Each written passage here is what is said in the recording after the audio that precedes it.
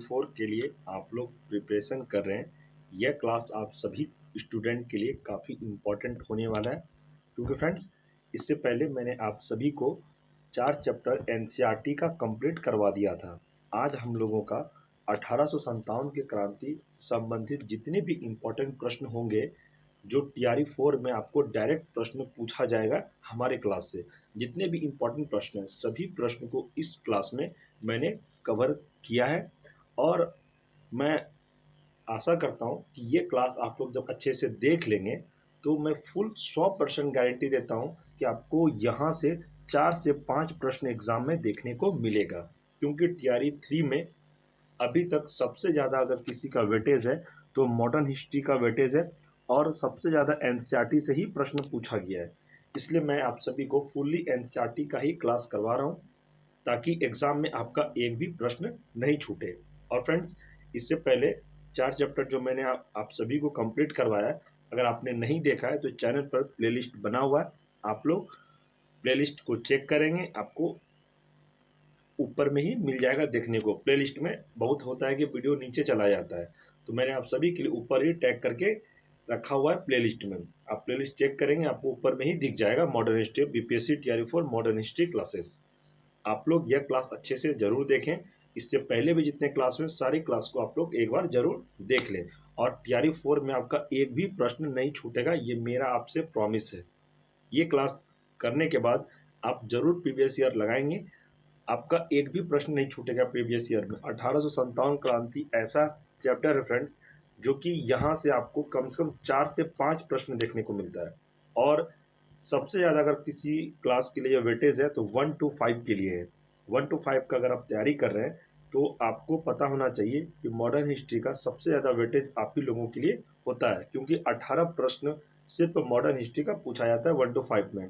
और जो 6 to 8, 9, 10, 11, 12 का जो आप लोग तैयारी कर रहे हैं, जिसका भी जनरल पेपर है, उसको भी 5 से 6 प्रश्न, किसी किसी में तो 8 प्रश्न देखा जाता है एग्जाम में, जनरल पेपर में। और जिस किसी का हिस्ट्री ऑनर्स होगा उनके लिए तो यह क्लास काफ़ी इंपॉर्टेंट है, क्योंकि मॉडर्न हिस्ट्री सबसे ज़्यादा सभी को पढ़ना है, ऐसा नहीं है किसी एक क्लास के लिए, इस सभी क्लास के लिए इंपॉर्टेंट है फ्रेंड्स। तो आप लोग वीडियो को ज़्यादा से ज़्यादा अपने दोस्तों में शेयर करें, और चैनल पर अगर कोई नए हैं चैनल को सब्सक्राइब कर दें, और वीडियो को लाइक आप लोग अवश्य कर दें। चलिए फ्रेंड्स, बिना देरी के क्लास को शुरू करते हैं। पहला प्रश्न है, 1857 की क्रांति सर्वप्रथम कहां से प्रारंभ हुई थी? तो इसका सही आंसर हो जाएगा मेरठ से। और आपको इसका अगर ईस्वी एग्जाम में पूछा जाएगा तो याद रखना है आपको 10 मई 1857। इस डेट को आप लोग को याद रखना है। ये प्रश्न काफ़ी बार रिपीट होता है एग्जाम में, जो कि आपका एग्जाम में मिस ना हो, आप लोग अच्छे से इसे याद कर लेंगे। याद नहीं होता है इसको रट लेंगे, क्योंकि एग्जाम में आपका यहाँ पर कोई कॉन्सेप्ट नहीं चलेगा, तो आपको इसको याद रखना ही पड़ेगा। आगे देखते हैं। 34वीं रेजिमेंट के सिपाही मंगल पांडे ने किस स्थान पर विद्रोह किया था? तो इसका सही आंसर है बैरकपुर में, जो कि यह पश्चिम बंगाल में स्थित है, बैरकपुर। आगे है, वर्ष 1857 के स्वाधीनता संग्राम के प्रतीक क्या थे? जो 1857 का जो क्रांति चल रहा था उस समय स्वाधीनता संग्राम के प्रतीक यानी चिन्ह क्या थे? तो इसका आंसर है कमल और रोटी। ये प्रश्न भी आई है आपके टीआरई 4 के लिए। टीआरई 3 में फ्रेंड्स यहाँ से डायरेक्ट प्रश्न पूछा गया था, एक ये प्रश्न पूछा गया था और ये वाला प्रश्न, ये दो प्रश्न टीआरई 3 में 1 to 5 में पूछा गया था। और मैं बताऊंगा 9th 10th में भी यहीं से पूछा जाता है, सारे क्लास के लिए। ऐसा नहीं कि कोई एक क्लास के लिए मैं पढ़ा रहा हूँ, कोई भी क्लास का आप लोग तैयारी करें, सारे स्टूडेंट के लिए ये क्लास है। चलिए आगे देखते हैं। और आगे प्रश्न है, वर्ष 1857 के विद्रोह का तत्कालिक कारण क्या था? आप लोग के मन में एक सवाल जरूर आएगा कि 1857 के विद्रोह होने का आखिर रीज़न क्या था। तो मैं आपको शॉर्ट में समझा रहा हूँ। इसका रीज़न यही था कि एनफील्ड राइफल में चर्बी वाले कारतूसों का प्रयोग, जो भारतीय सिपाही थे, जो मंगल पांडे थे, उन्हें यह खबर मिली थी कि जो एनफील्ड राइफल का जो है उसमें उनको सुअर की चर्बी से बनाया जाता है, जिसको मुंह से खींचना पड़ता है, उसके बाद ही वो राइफल जो बम होता है वो फटता था। जो कि भारतीय सिपाही ने इसका विरोध किया कि हम अपने से मुंह से नहीं लगाएंगे क्योंकि सुअर के चर्बी से बना होता था एनफील्ड राइफल। इसलिए फ्रेंड्स भारत के लोग जो अंग्रेज के सेना में थे, उन्होंने इसका विरोध किया। तो अंग्रेजों ने इनका विरोध को दबाने के लिए बहुत प्रयास किया, जो कि इनका कहना था कि हम इसका यूज़ नहीं करेंगे। इनका काफ़ी विरोध हुआ, तो अंग्रेज इस विरोध को दबाने के लिए बहुत प्रयास किए। उसके बाद जो सेना में थे उन्होंने इसका विद्रोह कर दिया कि हम इसको प्रयोग करेंगे ही नहीं। इसलिए 1857 का क्रांति हुआ था। तत्कालिक कारण यही था, एनफील्ड राइफल सुअर के चर्बी से बना होता था। तो इसे आप ध्यान रखेंगे। इंपॉर्टेंट पॉइंट है, अंग्रेजों की शोषणकारी आर्थिक, राजनीतिक, धार्मिक एवं प्रशासनिक नीतियों के प्रभावों ने 1857 के विद्रोह को जन्म दिया। किसके कारण हुआ था? तो अंग्रेजों की शोषणकारी आर्थिक, राजनीतिक, धार्मिक एवं प्रशासनिक नीतियों के प्रभाव ने 1857 के विद्रोह को जन्म दिया। 1857 को विद्रोह को जन्म देने का सबसे बड़ा रीजन था अंग्रेज। इन्हीं की नीतियों के कारण ये 1857 का विद्रोह हुआ था। ये आप ध्यान रखेंगे। स्कूल प्रोजेक्ट्स हों या मैथ्स सम्स, बोरिंग टूल्स का जमाना गया। अब आया है। आगे प्रश्न है, 1857 ईस्वी के विद्रोह के समय भारत का गवर्नर जनरल कौन था? ये भी प्रश्न आपके लिए VVI है। तो यह गवर्नर जनरल कौन थे उस समय? तो लॉर्ड कैनिंग थे। ये प्रश्न भी एग्जाम में काफी बार पूछा गया है। 6 to 8 में, TRE 2 में ये प्रश्न को डायरेक्ट ऐसा ही पूछा गया था। तो ये प्रश्न भी आपके TRE 4 के लिए काफी इंपॉर्टेंट है फ्रेंड्स, इसे आप ध्यान रखेंगे। आगे प्रश्न है, 1857 ईस्वी के विद्रोह के समय ब्रिटिश प्रधानमंत्री कौन थे? जो 1857 का जो विद्रोह भारत में हो रहा था, तो उस समय ब्रिटिश प्रधानमंत्री कौन थे? तो ब्रिटिश प्रधानमंत्री पामर्स्टन थे। ये प्रश्न भी इंपॉर्टेंट है आप सभी के लिए, इसे भी आप VVI जरूर नोट डाउन करेंगे। नेक्स्ट है, 1857 ईस्वी के स्वतंत्रता संग्राम में संबंधित पहली घटना कौन सी थी? तो पहली घटना कौन सी थी? उसका आंसर है सैनिकों का दिल्ली के लाल किले पर पहुंचना। ये प्रश्न आप याद रखिएगा। आगे प्रश्न है, 1857 के विद्रोह में भाग लेने वाले सर्वाधिक सैनिक किस राज्य क्षेत्र से थे? तो यह थे अवध से। ये भी VVI है आपके TRE 4 के लिए।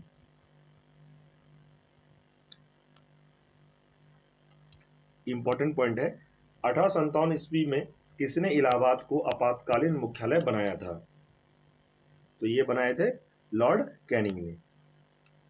इंपॉर्टेंट पॉइंट है, केंद्रीय संगठन की कमी तथा सुनियोजित रणनीति के अभाव में 1857 का विद्रोह असफल रहा।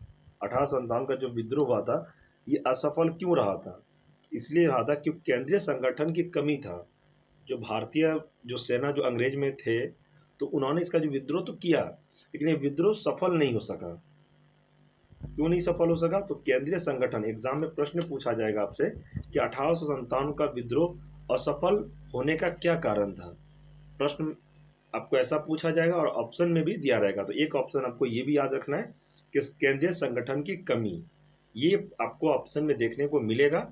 आपको यही आंसर लगाना है कि केंद्रीय संगठन की कमी के कारण 1857 का विद्रोह असफल रहा। असफल रहने का कारण सबसे बड़ा रीजन यही है, तो आप इसे ध्यान रखेंगे। नेक्स्ट है, लखनऊ में 1857 ईस्वी की क्रांति का नेतृत्व किस महिला ने किया था? तो लखनऊ में सब कौन किया था इसका 1857 क्रांति का नेतृत्व? तो बेगम हजरत महल ने की थी। इसे भी आप ध्यान रखिएगा।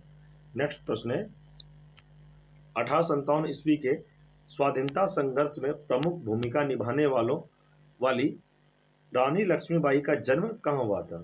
तो 1857 के जो स्वाधीनता संघर्ष में प्रमुख भूमिका निभाने वाली रानी लक्ष्मीबाई का जन्म वाराणसी में हुआ था। ये प्रश्न भी इंपॉर्टेंट है आपके लिए, याद रखिएगा इसको।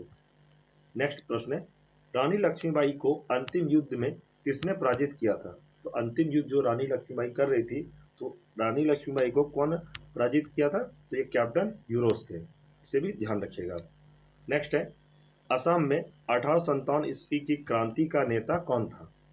तो इसका सही आंसर है दीवान मनीराम दत्त। ये प्रश्न भी VVI है। फ्रेंड्स, मैं आपको उतना ही पढ़ा रहा हूँ जितना आप सभी के लिए इम्पोर्टेंट है। मैं फालतू कंटेंट आपको नहीं दे रहा। क्योंकि एग्ज़ाम काफ़ी नज़दीक आ चुका है, ताकि आपको शॉर्ट में अच्छे से समझाया जा सके और याद करवाया जा सके। क्योंकि लॉन्ग में या पूरा डीपली पढ़ने का भी टाइम नहीं है किसी के पास, तो मैं आपको इम्पॉर्टेंट प्रश्न ही दे रहा हूँ और एनसीईआरटी का है ये, और सभी प्रश्न इम्पॉर्टेंट है आपके टीआरई 4 के लिए, आप किसी भी क्लास के लिए तैयारी करते हैं। ऐसा आपको बिल्कुल भी नहीं सोचना है कि ये प्रश्न नहीं पूछा जाता। मैं तो सारे स्टूडेंट को कहता हूँ, जब आप हमारा क्लास करते हैं तो आप प्रीवियस ईयर जरूर लगाएं। ऐसा नहीं कि बहुत सारा आप दूसरा किसी बुक का प्रीवियस लगाने लगे। प्रीवियस ईयर क्वेश्चन लगाएं जो टीआरई 3 में पूछा गया था। मैं गारंटी कहता हूँ आपका एक भी प्रश्न नहीं छूटेगा। तो इसलिए कहता हूँ फ्रेंड्स, मैं जितना भी मैं क्लास आपको करवा रहा हूँ इस चैनल पर, सभी क्लास आपके टीआरई 4 के लिए इम्पॉर्टेंट है। ये आपको लिख लेना है कहीं पर, ताकि एग्जाम में आपका एक भी प्रश्न नहीं छूटे। ठीक है फ्रेंड्स, चलिए आगे बढ़ते हैं।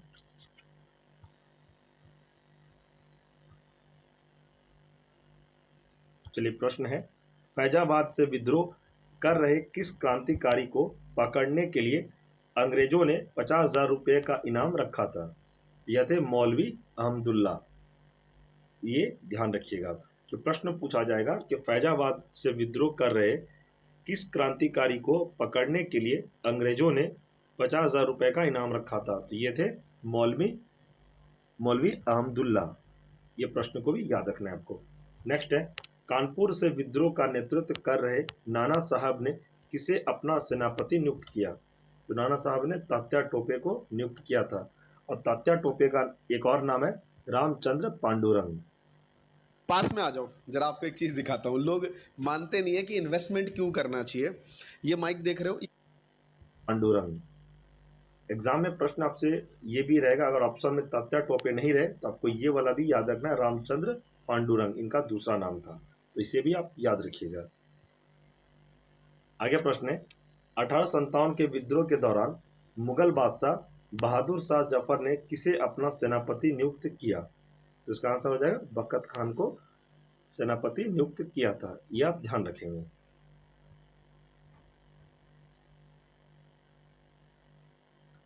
देख सकते हैं फ्रेंड्स कि 1857 ईस्वी के विद्रोह के प्रमुख केंद्र व प्रमुख विद्रोही नेता कौन सा केंद्र रहा था 1857 का क्रांति में, अब प्रमुख नेता कौन था उस समय, ये आपको देखने को मिल रहा है।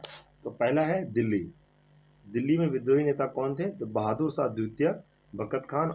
सैन्य नेतृत्व, विद्रोही तिथि 11 मई 1857। दमनकर्ता नीलकंठ हडसन। तो फ्रेंड्स, मैं आपको इसमें इंपॉर्टेंट कुछ प्रश्न बता देता हूं, जो कि आप इसको स्क्रीनशॉट लेके याद रखेंगे। इसमें सारे प्रश्न इंपॉर्टेंट नहीं है, मैं कुछ प्रश्न इसमें आपको टिक कर रहा हूं, आप लोग नोट डाउन जरूर कर लें। पहला तो इंपॉर्टेंट नहीं है, इसे आप नहीं रखना है याद। दूसरा याद रखना है लखनऊ का, बेगम हजरत विद्रोही नेता थे, यही उनका नेतृत्व कर रही थी, और यह विद्रोह का तिथि है 4 जून 1857। इसे ध्यान रखना है आपको। दमनकर्ता इसका क्या था? कर्लिन कैपवेल। ये भी ध्यान रखना है आपको। दूसरा है झांसी ग्वालियर रानी लक्ष्मीबाई, ये भी याद रखना है आपको। कानपुर का नाना साहब तात्या टोपे, जो 5 जून 1857 को ये विद्रोह का तिथि था। इलाहाबाद याद नहीं रखना है, कोई दिक्कत नहीं, ये प्रश्न नहीं पूछा जाता है। फैजाबाद याद रखना है। जगदीशपुर तो आपको याद रखना ही है, क्योंकि जगदीशपुर से संबंधित अभी तक तैयारी 3 तक में तीनों एग्जाम में ये कुंवर सिंह वाला प्रश्न जरूर पूछा गया है। जगदीशपुर से कौन 1857 का नेतृत्व कर रहे थे? ये कुंवर सिंह नेतृत्व कर रहे थे, जो कि बिहार से संबंधित है, और बिहार से संबंधित प्रश्न है फ्रेंड्स, तो ये हो सकता है तैयारी 4 में भी यह प्रश्न आपको देखने को जरूर मिले। और इधर फ्रेंड्स इंपॉर्टेंट नहीं, हम लोग और प्रश्न की ओर बढ़ते हैं, आप लोग इसका स्क्रीनशॉट जरूर लेके रख लें। चलिए देखते हैं आगे। इंपॉर्टेंट पॉइंट है, 1857 के विद्रोह के दमन के पश्चात भारत शासन अधिनियम 1858 पारित किया गया। इसके माध्यम से भारत का शासन ईस्ट इंडिया कंपनी के हाथों से निकलकर ब्रिटिश क्राउन के हाथों में चला गया। ये प्रश्न यहाँ से आप कैसे पूछेगा मैं आपको बताता हूँ। प्रश्न पूछा जाएगा, 1857 के विद्रोह के दमन के पश्चात भारत का शासन अधिनियम कौन सा पारित किया गया? तो भारत का शासन अधिनियम 1858 पारित किया गया। इसके माध्यम से क्या हुआ था? तो इसके माध्यम से जो भारत का शासन ईस्ट इंडिया कंपनी के हाथ में जो था उस समय 1857 के समय, और 1858 पारित होने के बाद यह ब्रिटिश ईस्ट इंडिया कंपनी के हाथों से निकलकर कहाँ चला गया, ब्रिटिश क्राउन के हाथों में सारा पावर चला गया। तो ये प्रश्न ऐसे भी आपसे एग्जाम में पूछा जाएगा। तो प्रश्न एग्जाम में रिलेट करके पढ़ना सीखिए, एक दूसरे से कैसे रिलेट किया जाता है।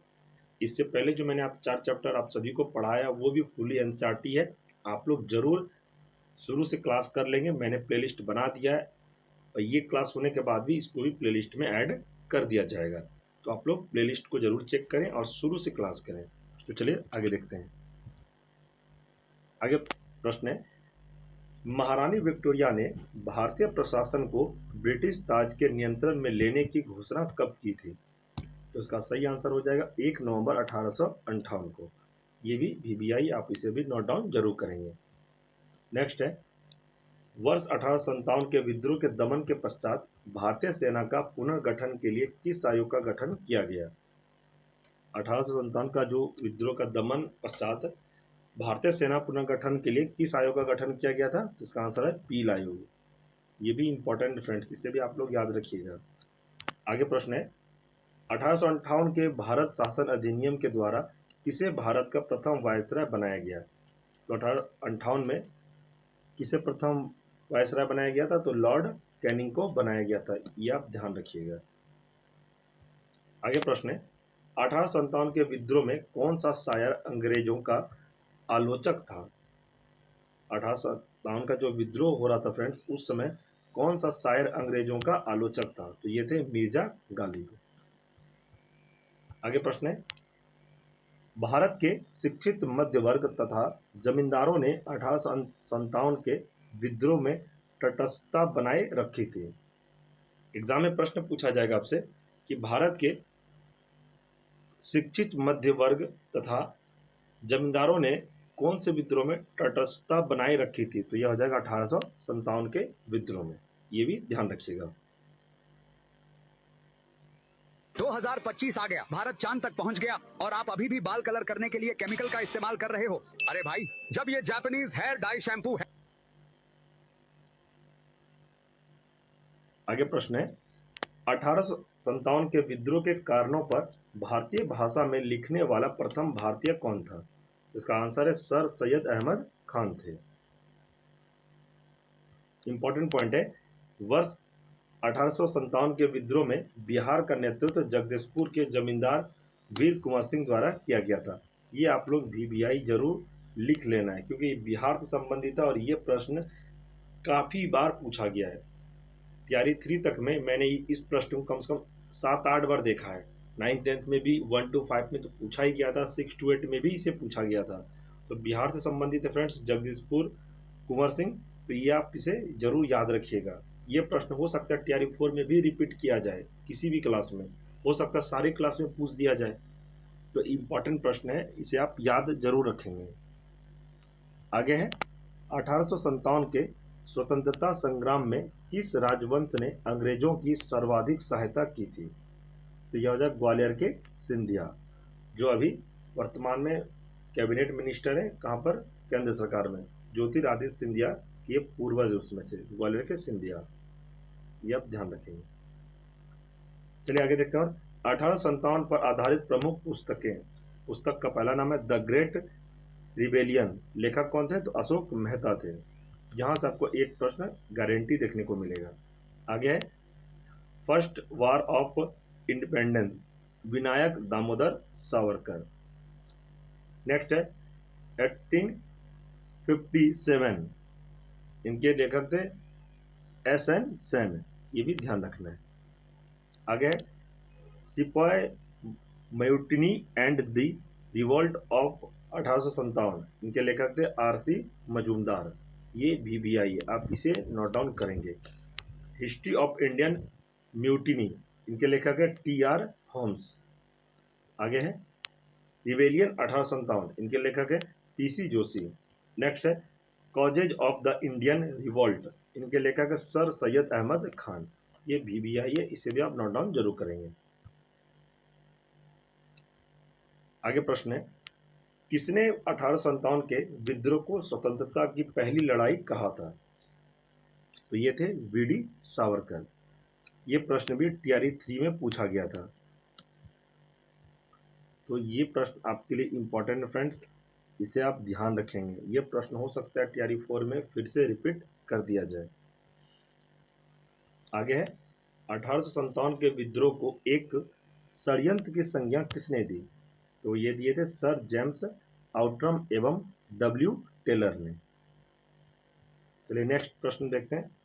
तथा कथित प्रथम राष्ट्रीय स्वतंत्रता संग्राम न प्रथम न राष्ट्रीय और न ही स्वतंत्रता संग्राम था, यह कथन किसका है? तो यह कथन है आरसी मजूमदार का। ये भी वीवीआई है, ये आपको याद रखना है। मैंने पहले ही कहा है फ्रेंड्स, इस चैप्टर से आपको 5 से 7 प्रश्न एग्जाम में देखने को मिलेगा, क्योंकि ये मॉडर्न हिस्ट्री का सबसे इम्पोर्टेंट चैप्टर है। आगे है भारतीय स्वाधीनता आंदोलन का सरकारी इतिहासकार कौन था? तो इसका सही आंसर हो जाएगा एसएन सेन, या याद रखिएगा। और फ्रेंड्स, आज का क्लास आपका 1857 से संबंधित सारा क्लास मैंने, यानी पूरा चैप्टर में जितने इम्पोर्टेंट प्रश्न थे मैंने कंप्लीट आपको करवा दिया।